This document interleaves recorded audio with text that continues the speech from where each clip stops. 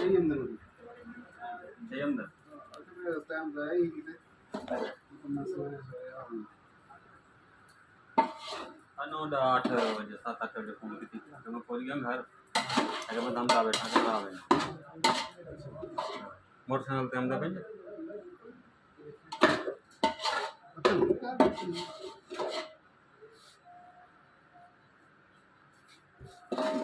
इंशाल्लाह 3 डिशां के करीब चावल ते 2 डिशां दे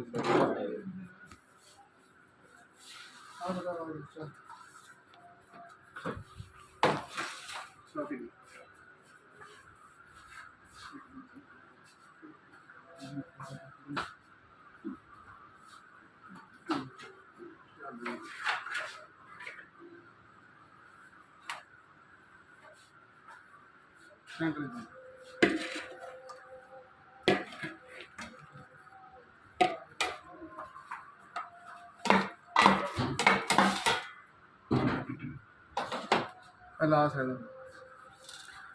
ਇਹ ਪਲਾਓ ਦੇ ਵਿੱਚ ਵੀ ਮਟਨ ਪੈਂਦਾ? नहीं ਅੱਛਾ ਜੀ, ਉੱਪਰ ਹੀ ਹੁੰਦਾ?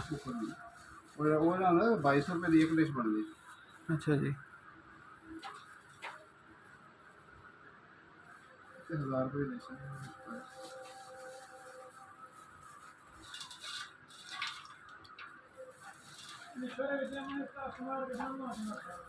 ਇਹ ਫਿਰ ਮਟਨ 3 ਕਿਲੋ ਪੂਰਾ ਤਾਂ ਨਹੀਂ? पूरा होंदा ना 600 ग्राम की सफाई निकलती है 600 ग्राम सफाई निकलती है। 600 ग्राम एक तैयार होंदा मतलब जो तैयार होंदा ना 600 ग्राम ਦਾ ਘਰ ਵੀ ਤੁਸੀਂ ਆਪਣਾ ਤਜਰਬਾ ਕਰ ਲਓ मतलब ਆਪਾਂ 3 ਕਿਲੋ ਦਾ ਕਿੰਨੀ 1700 ग्राम आ गया ना ਠੀਕ ਹੋ ਗਿਆ।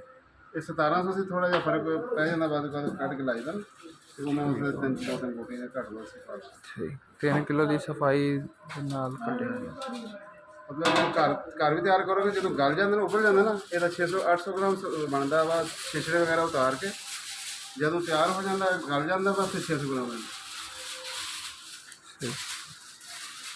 ਇਹਦੇ ਤਰ੍ਹਾਂ